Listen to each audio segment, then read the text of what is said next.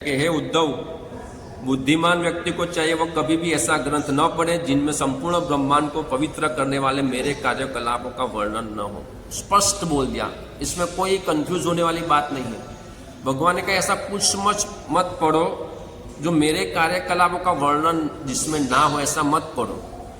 ज़्यादातर कोई भी बुक्स में कृष्ण के बारे में कुछ भी नहीं है और हजारों लोग पढ़ते हैं। और वो उस बुक्स में क्या होता है, उस बुक्स में होता है कैसे अमीर बना जाए, कैसे लोगों का दिल जीता जाए, कैसे बड़ा आदमी बना जाए, मैं इन शॉर्ट इस जगत में कैसे रहा जाए। लेकिन भगवान तो बतला दे कि तुम मेरे पास आओ ना, इस जगत में रहने जैसा क्या है। न्यूज़पेपर भी आता है, न्यूज़पेपर भी लोग पढ़ते हैं, तो क्या होता है उसमें, कृष्ण के बारे में क्या होता है। ये भागवतम तो सच में इतना अमल पुराण है, मतलब कि उसमें इतना सा भी गंदगी नहीं है, पूरा मतलब पूरा शुद्ध भक्ति, मतलब प्योर, एकदम प्योर। उसमें कुछ भी, पूरा डायरेक्ट की कट टू कट भगवान ने बता दिया कि ये है शुद्ध भक्ति।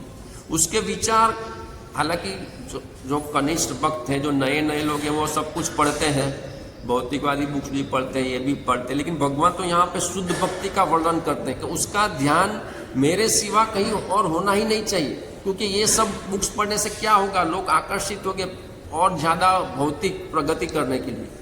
लेकिन भगवान कहते हैं कि मेरे, और इसमें तो इतना बता दिया लास्ट में, और भगवान ने तो इतना बताया कि जो पुराण है, धार्मिक ग्रंथ है, उसमें भी जो धार्मिक ग्रंथ में कृष्ण की लीलाओं का वर्णन नहीं है, कृष्ण को हाईलाइट नहीं किया है, कृष्ण को भगवान नहीं बता रहा है, कृष्ण के प्रति हमारा आकर्षण उत्पन्न नहीं कर रहा है, जिसमें कृष्ण का ज़्यादातर वर्णन नहीं है, वो सब भी नहीं पढ़ना, उसकी भी उपेक्षा करनी चाहिए। लो, भौतिक बुक्स की तो बात जाने दो, ये तो पुराणों को भी पढ़ने की मना करे कि भाई कृष्ण के बारे में जो, और वो भी भगवान बोल रहे हैं। ऐसा भी नहीं कि किसी ने लिख दिया, किसी ने बोल दिया, किसी को अविश्वास हो जाए कि भाई आपके धर्म गुरु है तो उसने ऐसा श्लोक बोल दिया। ये तो भगवान बोलते हैं कि उद्धव मत पढ़ो ऐसा कुछ। कितना जबरदस्त श्लोक है, स्पष्ट ना कि मत पढ़ो। अच्छा, क्यों नहीं पढ़ना चाहिए? क्योंकि संतुष्टि नहीं होगी।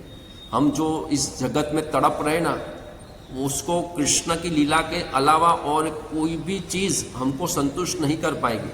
और यही यहाँ पर वर्णन हुआ है कि व्यासदेव, जो सभी वेदों के रचयिता, और जिसकी कृपा से संजय वो राजमहल में बैठे बैठे युद्ध देख रहे थे, उनकी कृपा से, तो वो कितने शक्तिशाली हैं, कितने सर्वगुण संपन्न हैं, इतनी सारी रचना की। जैसे हम श्रीमद् भागवतम के पहले स्कंद में पढ़ते हैं, इतनी सारी रचना करने के बाद भी असंतुष्ट है। क्या सोच रहे कि क्या है मेरे में? उसमें श्लोक है कि मैं तो, मेरे में इतने सारे गुण हैं, संपन्न हूं मैंने रचना था कि महाभारत की रचना की, वेद पुराण, फिर भी क्यों संतुष्टि क्यों नहीं हो रही? वो परेशान है कि क्या हुआ है, क्या गड़बड़ी है। तब नारद मुनि बतलाते कि भाई क्या गड़बड़ी है। तो उन्होंने बोला कि आप इसमें क्या क्या वर्णन है, ज्यादातर क्या वर्णन है? धर्म, अर्थ, काम, मोक्ष, यही तो चारे बाजू वेद पुराणों में यही तो हाईलाइट किया गया। कृष्ण के बारे में है, ऐसा नहीं था कि व्यासदेव ने जीरो लिखा था कृष्ण के बारे में, लिखा था, लेकिन नारद जी ने कहा कि आपने उसको पूरा फोकस नहीं किया, पूरा कृष्ण कृष्ण कृष्णमय नहीं हुआ है साहित्य, इसलिए आप संतुष्ट नहीं हो। ऐसा कुछ लिखो कि जिसमें सिर्फ और सिर्फ कृष्ण, शुद्ध भक्ति के बारे में हो, फिर देखो आपको कैसा आनंद की अनुभूति हो, फिर क्या देखो कैसा संतुष्टि होता है। इसलिए हमको कई बार लगता है प्रभु भक्ति में आए हैं लेकिन संतुष्टि नहीं होती है, प्रसन्नता नहीं होती है, आनंद की अनुभूति नहीं होती है। तो इसलिए हम भी इस श्लोक के माध्यम से वो व्यासदेव और नारद मुनि की लीला के बाद दृष्टांत के द्वारा भगवान बता रहे हैं कि भाई हम क्यों संतुष्ट नहीं हुए हैं, क्योंकि हम भी कहीं ना कहीं शुद्ध भक्ति से बहुत ही विमुख है। धर्म, अर्थ, काम, मोक्ष, धर्म पालन कर रहे हैं इसलिए अर्थ मिलेगा या कोई बड़ा पद मिलेगा, पोजीशन मिलेगा, पब्लिसिटी होगी, नाम होगा। धर्म का पालन करते हैं इसलिए सब लोग नहीं। अगर किसी को संतुष्टि नहीं हो रही है तो इसका मतलब है कि कहीं ना कहीं कुछ ना कुछ ऐसी भावनाएं हो सकती है, या तो वो पैसे के लिए सोच रहा है, या कंचन कामिनी में फंसा हुआ है कि मैं धर्म का पालन करूंगा, फिर ये मिलेगा, फिर काम का तृप्ति होगा, फिर लास्ट में ब्रह्म में और निर्विशेष में शून्य हो जाऊंगा, ब्रह्म ज्योति में लीन हो जाऊंगा। तो ये सब अगर जीवन में है, हरे कृष्ण में आने के बाद भी अगर ऐसी कोई कामनाएं हैं तो संतुष्टि नहीं होगी, प्रसन्नता नहीं होगी। वो आपस में मन मुटाव होगा, एक दूसरे की टांग खींचने का मन होगा, एक दूसरे का निंदा करने का मन होगा। लेकिन जिसका फोकस है कृष्ण, तो वो दिव्य आनंद की अनुभूति करे। अभी मैं एक बुक्स पढ़ा तो उसमें लिखा था कि हर रोज 5 बार आपकी निंदा एटलीस्ट होनी चाहिए और खुश होना चाहिए। हाँ, मेरी 5 बार मेरा अपमान हुआ, 5 बार मुझे किसी ने डांटा। हमको काम क्रोध का तो पता पड़ गया कि भाई काम कितना डेंजर, क्रोध, लेकिन अहंकार भी बहुत डेंजरस चीज है। और अहंकार नष्ट होता है कब? जब बार बार हमको अपमान होता है तो धीरे धीरे वो खंडित होता है। इसलिए हम पुस्तक वितरण भी अहंकार को नष्ट करने के लिए बहुत अच्छा माध्यम है। और ये प्रवचन देना वो अहंकार को बढ़ाने वाला चीज़ है कि मैं देता हूँ, हजारों लोग सुनते हैं, मुझे प्रणाम करते हैं, ये हार पहनाते हैं, ये सब वो अहंकार थोड़ा बढ़ जाता है। लेकिन पुस्तक वितरण है, टॉयलेट साफ करना है, बर्तन साफ करना है, गाली सुनना है, वो सब हमारे अहंकार को नष्ट करता है। तो इसलिए धर्म अर्थ काम मोक्ष में अगर हम फंसे हुए हैं तो शुद्ध कृष्ण भक्ति कहाँ मिलेगी? और ये जो जिसमें कृष्ण की लीलाओं का वर्णन नहीं है, वो सारी बुक्स, वो सारे पुराण हमको उसी तरफ ले जाएंगे। इसलिए पहले स्कंद में नारद जी और राजदेव का जो संवाद है उसमें लिखा है कि जो शब्द समग्र ब्रह्मांड के वातावरण को पवित्र करने वाले भगवान के महिमा का गुणगान नहीं करते हैं, उन्हें संत जनों द्वारा कौवों के तीर्थस्थान समान गिने हुए हैं। जो शब्द भगवान की लीलाओं का वर्णन नहीं करते वो कौवों का तीर्थ है, कौवों की जगह है। कौवे कहाँ पर बैठते हैं? मल मूत्र पर बैठते हैं, गंदी चीजें पर बैठते हैं। तो जो लोग जो कृष्ण की कथा नहीं बोलते, कृष्ण में चिंत नहीं रखते, कृष्ण के बारे में पढ़ते नहीं है, वो कहाँ बैठेंगे? वो व्यभिचार में बैठेंगे, वो मल मूत्र की जगह में आकर्षित होंगे। यही होता है ना। तो कई बार हम और कोई बुक्स पढ़ते हैं कि भाई कैसे ब्रह्मचर्य का पालन करें, तो हमारे जो हरे कृष्ण की बुक्स उसमें स्पष्ट है, भागवत में स्पष्ट है कि ऐसा कृष्ण की लीलाओं में जो चित्त रखेगा ना, उसको वो गंदी चीज़ों का मन ही नहीं होगा, क्योंकि वो कौवों की जगह है। तो इसलिए यहाँ पर इसलिए भगवान फोर्स करते कि भाई मेरे बारे में पढ़ो, और मेरे बारे में पढ़ने से इतना संतुष्टि होगा, इतना आनंद होगा कि फिर तुम दूसरे आनंद भूल जाओगे। उसमें कोई फोर्स करने का जरूरत नहीं कि मैं इंद्रियों का संयम करूं, मैं ब्रह्मचर्य का पालन करूं, मैं ये करूं वो करूं। अल्लाह भाई जो भगवान में के बारे में पढ़ेगा, कृष्ण में मन लगाएगा, कृष्ण के बारे में सोचेगा, कृष्ण की लीलाओं के पढ़े में कृष्ण का दर्शन करेगा, तो इतने आकर्षित है, इतने आनंददायक है, क्योंकि वो आनंद का स्रोत है। जैसे हम सभी को कभी ना कभी करंट लगा होगा कुछ भी काम करते करते, तो कितना वो होता है कहीं और जगह पे जहाँ से बहुत बड़ा सर्किट होता है, पावर, उसमें से इलेक्ट्रिसिटी आ रही है, हमको तो छोटा लगता है तो भी कितना झटका लगता है, ओह कितना करंट लगा जोर से, क्योंकि हम उसके साथ कनेक्ट हुए। इतने बड़े के थोड़ा भी, क्योंकि वो वहाँ से वो मूल स्रोत आ रहा है, थोड़ा कनेक्ट हुए तो भी कितना झटका लगता है। तो दुनिया में जितने भी भौतिक आनंद है, आध्यात्मिक आनंद है, इंद्रिय भोग का आनंद है, आध्यात्मिक आनंद, जो भी आनंद है वो आता कहाँ से? उसके मूल स्रोत, मूल पावर हाउस तो कृष्ण है। तो जो कोई व्यक्ति कृष्ण लीला, कृष्ण नाम के बारे में पढ़ेगा, बोलेगा, सुनेगा, तो वो पावर हाउस के साथ कनेक्ट हुआ है, तो उसको झटका लगेगा, आनंद का झटका लगेगा, परम आनंद का झटका लगेगा उसको। लेकिन हम वो जॉइंट नहीं होते हैं। और इसलिए आगे भी 1.5.12 में लिखा है, सभी प्रकार का भौतिक प्रभाव बगैर का आत्म विद्या का ज्ञान भी परमेश्वर का भाव के रही दे तो वो शोभा नहीं देता है। आत्मज्ञान, मुझे आत्म साक्षात्कार हो गया है, और सच में हो गया, मान लो कि सच में मुझे आत्म साक्षात्कार हो गया कि मैं शरीर नहीं, मैं आत्मा हूँ, मैं शरीर से अलग हूँ, ये सब कुछ है, लेकिन फिर भी अगर वो कृष्ण के प्रति आकर्षित नहीं है तो वो शोभा नहीं देता, वो उसको पूरा फल नहीं देता। सिर्फ आत्म साक्षात्कार ही हमारा लक्ष्य नहीं है, हमारा लक्ष्य कृष्ण की प्रसन्नता। इसलिए अगर हमें सेवा में आनंद नहीं है, हरे कृष्ण में आनंद नहीं है, तो कहीं ना कहीं हमारी गड़बड़ हो रही है। और मान लो नए नए है तो कोई बात नहीं, 10 साल के बाद, 20 साल के बाद भी अगर भगवान के साथ संतुष्टि नहीं हो रही है तो बहुत बड़ा कहीं ना कहीं हमारा गड़बड़ी चल रहा है।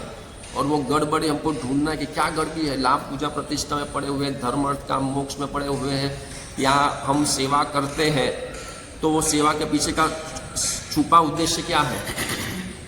कि भाई मैं प्रवचन देता हूँ तो मेरा उद्देश्य क्या है, लाभ पूजा प्रतिष्ठा, तो संतों प्रसन्नता नहीं होगी। और राधा दामोदर के सामने मैं बैठा हुआ हूँ, राधा दामोदर सुन रहे हैं, भगवान प्रसन्न कर रहे हैं, भले जितने लोग हो नहीं हो, कृष्ण सुन रहे हैं, कृष्ण खुश हो रहे हैं। मैं कृष्ण का गुणगान कर रहा हूँ, मैं टॉयलेट साफ कर रहा हूँ, कृष्ण प्रसन्न हो गए। मैं जप कर रहा हूँ, कृष्ण प्रसन्न हो गए। मैं मंगला आरती में आ रहा हूँ, कृष्ण प्रसन्न हो गए। मैं उस भक्त को रिस्पेक्ट दे रहा हूँ, भले वो मुझे गाली दे रहा है, कृष्ण प्रसन्न हो गए। मैं भौतिकवादी व्यक्ति है, उसको भी हरे कृष्णा बोलता हूँ, कृष्ण प्रसन्न हो गए। मैं पत्नी का ध्यान रख रहा हूँ, पुत्र का ध्यान रख रहा हूँ, परिवार का ध्यान रख रहा हूँ, मेरी इंद्रिय तृप्ति के लिए नहीं, कृष्ण प्रसन्न हो गए, कृष्ण प्रसन्न हो गए, कृष्ण प्रसन्न हो गए। यही अगर चीज़ है तो वो सही ट्रैक पर जा रहे हैं। लेकिन मैं प्रसन्न होऊंगा, मेरा नाम होगा, मेरे आगे पीछे लोग घूमेंगे, मैं परिवार का मुखिया हूँ, मैं बोलूँ वैसा ही होना चाहिए। ये भगवद गीता और भागवतम मतलब मैं को निकाल देना, मैं को निकाल कर कृष्ण रखना, बस इतना ही है और कोई बड़ी जंग नहीं है। और ये नहीं समझा पूरी भगवद गीता 10 बार पढ़ ली, भागवतम पढ़ लिया, लेकिन अगर मैं नहीं निकला तो पूरा ज्ञान व्यर्थ है। मैं मतलब अहंकार, मैं मतलब मैं करता, मैं मतलब मैं भोगता, मैं ही सब कुछ हूँ, तो वो तो गलत बात होगी। वो तो भगवद गीता पढ़ने से और मैं का भाव आ जाएगा। अगर ये सिद्धांत नहीं समझा ना, तो जितना भगवद गीता पढ़ेगा उतना मैं बढ़ेगा। प्रभु मैंने 10 बार भगवद गीता पढ़ ली, मैंने 20 बार भागवतम पढ़ लिया, मैंने पढ़ लिया। मैं 10 साल से प्रवचन देता हूँ, मेरे 100 भक्त है, ये मेरा प्रोग्राम है, ये मेरे गुरु है, ये मेरा शिष्य है, ये मेरा है, ये मेरा मेरा मेरा तो जाता ही नहीं है। तब तो और गड़बड़ी हो गई। चलो पहले भौतिकवादी लोग मैं करते थे, तो चलो वो भक्ति में आकर सुधर जाएंगे, लेकिन भक्ति में आकर भी अगर मैं कर रहे हैं तो बहुत बड़ी गड़बड़ी हो गई। तो हमने सीखा ही क्या, ये मेरा ग्रुप, वो तेरा ग्रुप, मेरे ग्रुप वाले उसमें नहीं, तेरे ग्रुप वाले उसमें, तो मैं तो इधर भी हुआ। तो कहाँ है प्रगति, कहाँ है कृष्ण केंद्र में, कहाँ है कृष्ण? तो संतुष्टि नहीं मिलेगी। तो हमारा हालत भी व्यासदेव जैसा होगा कि भाई इतना दीक्षा ले लिया, जप कर लिया, यात्राएं कर ली, सेवाएं कर ली, फिर भी क्यों भोग में रुचि हो जाती है, क्यों भगवान में आनंद नहीं आता है? तो आज का जो श्लोक है वो यही है कि ऐसे शास्त्र पढ़ो, ऐसे ग्रंथ पढ़ो कि जिसमें भगवान की लीलाओं का वर्णन है, जिसमें यहाँ पे लिखा है कि रामचंद्र, नृसिंहदेव भगवान, कूर्म, वाराह, ये सब लीलाएं पढ़नी चाहिए, जिससे हमारा भगवान के प्रति आकर्षण हो। सूर्य के पास जाने से हमारे में गर्मी आती है वैसे, और ये क्यों पढ़नी चाहिए? क्योंकि ये पढ़ने से हमारे में भी वो गुण आते हैं, हम भी विचलित होना कम हो जाते हैं। जो भक्ति में प्रगति सच में करता है, लाभ पूजा प्रतिष्ठा के लिए नहीं, लेकिन जो सच में प्रगति करता है, उसका कोई अपमान करे तो उसको कोई फर्क नहीं पड़ता, उसको क्रोध नहीं आता है। जो सच्चा भक्त है उसको वो पद प्रतिष्ठा में कोई मतलब नहीं है, जो सच्चे भक्त है उसको, क्योंकि वो राम का चरित्र पढ़ा हुआ है, और वो पढ़ते पढ़ते ऑटोमेटिक हमारे में वो गुण आने लगते। इसलिए भगवान बोलते कि मेरे लीलाओं पढ़ो, क्योंकि भगवान की लीलाओं में इतना दिव्य टेस्ट है, इतना दिव्य गुण है। ये भौतिकवादी की बुक पढ़ो तो उसमें क्या गुण होगा? उसमें तो ये गुण है कि भाई राज्य अभिषेक हो रहा है, अगर कोई नेता कोई बन रहा है, कोई पद पे जा रहा है, उसको हटा रहा है तो क्या होगा? वो बुक में ऐसा लिखा होगा कि भाई ये कलम लागू होती है, ये कलम ये है, एक वकील का कॉन्टेक्ट करो, ऐसे करो, लड़ो। राम भगवान नहीं लड़े, मेरे पिता हैं। आज जाहिर में हम देखते हैं 15-15, 20-20 साल के नव युवक अपने माता पिता को कितना डांटते हैं जाहिर में। वो 12-12, 13-13 साल की छोटी छोटी लड़कियां माँ को गाली देती है, वो माँ का मुंह इतना सबके सामने। ये है संस्कार, ये है संस्कार। और राम भगवान को तो इतना बड़ा बोला, फिर भी आश्चर्य की बात है कि कुछ असर नहीं। और वो तो प्रसन्न हुए कि वो वनवास होगा, वहाँ पे सब ऋषि मुनि हो गए, मुझे उनका संग मिलेगा। ये राज्य में तो क्या संग मिलता है, तो बहुत, ये तो मेरे पे कृपा हुई है, ये श्राप नहीं है, वरदान है, ये तो वरदान है मेरे लिए। तो ऐसा थिंकिंग हमको मिलता है जब भगवान की लीलाओं के बारे में सुनते हैं, भगवान की लीलाओं के बारे में पढ़ते हैं, तो ये सब हमको जानने का मिलता है। तो भक्ति में भी आते हैं, अगर हम कोई उच्च पद पे है, राज्य अभिषेक्ति करा, और कल अथॉरिटी बोलती है कि भाई आपको इस पद से हट के अभी आपको इस लेवल की सेवा करनी है, तो हमारा क्या हालत होगा? है सच में होता है कैसी हालत हो जाती है, माइंड डिस्टर्ब, क्रोध, आवेश, ये वो। राम भगवान को इतनी बड़ी पोजीशन से, कितनी कपड़े का भी ठिकाना नहीं, कैसा सादा वस्त्र पहनकर, खाने का, पीने का, रहने का कुछ ठिकाना नहीं, ऐसी हालत में से ऐसी हालत में चले गए, फिर भी कोई क्रोध नहीं, कोई आवेश नहीं, प्रसन्नता कि ये तो मेरे पे आशीर्वाद है। तो ये पढ़ेंगे तो हमारे भक्ति में भी हमको काम आएगा, भौतिक जगत में भी काम आएगा। मान लो हम नौकरी कर रहे हैं और बॉस बोलता है कि भाई तू कल ये पोस्ट पे था, कल से तुझे ये पोस्ट पे जाना है, ओके यस बॉस, हम वो नहीं होंगे पिछले दिन। अगर पैसा कम मिला तो दूसरी नौकरी कर लेंगे, लेकिन जो स्ट्रेस है, जो डिप्रेशन है, जो तनाव है, क्रोध है, गुस्सा है, झगड़ा है, वो सब कुछ शास्त्र पढ़ने से बंद हो जाएगा। वो हमारा में वो सहन शक्ति आएगी, वो समझ शक्ति आएगी कि ऐसे समय में, वो परिवार में भी हो सकता है।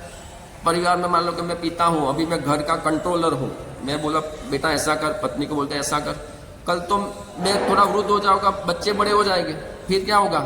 फिर बच्चे बड़े, पिताजी ऐसा, ओके हरे कृष्ण, पूरा पोस्ट चेंज हो गया, अभी वो लोग करता धरता हो गए। तो ये रामायण पढ़ने से, शास्त्र पढ़ने से हमारे विनम्रता आती है, हमारे में सहन शक्ति आती है, हमें भगवान की जो लीलाएं है वो समझ में आती है कि भगवान अभी हमको वैराग्य करवाना चाहते हैं। वो देश के प्रति हो, वो परिवार के प्रति, वो पोस्ट के प्रति हो। बहुत साल मेरे परम पूज्य भक्ति विकास स्वामी महाराज ने कहा कि हर 5 साल में पोस्ट बदल जानी चाहिए, भक्तों की भी, कि भाई ये करता रहता है, 5 साल में बदल डालो, बाकी वो पोस्ट में ही आसक्त हो जाएगा। वो पोस्ट, जैसे हम वो राजा भरत सब कुछ छोड़ के हिरण में आसक्त हो गए, इसलिए हम भौतिक जगत को छोड़कर हरे कृष्ण में आ गए कि भाई हमें कृष्ण के पास जाना है। लेकिन सच में नहीं समझाए तो हम हरे कृष्ण में आकर भी कोई पोस्ट में आसक्त हो जाएंगे, कोई पद में आसक्त हो जाएंगे, कोई न धनम न जन्म न सुंदरी कविता बा जगदीश काम, ये शिष्य में आसक्त हो जाएंगे, मेरा समुदाय, मेरा मंदिर, मेरा ये, मेरा वो, तो वो भी एक अटैचमेंट हो गया। तो हमारा अटैचमेंट सिर्फ और सिर्फ कृष्णा पर होना चाहिए। यही आज का श्लोक है। और इसलिए हमें कृष्ण के अनुसंधान में, राम भगवान के अनुसंधान में जो साहित्य है उसका ही पठन करना चाहिए, तो हमारे में ये समझ शक्ति बनी रहेगी। हरे कृष्ण।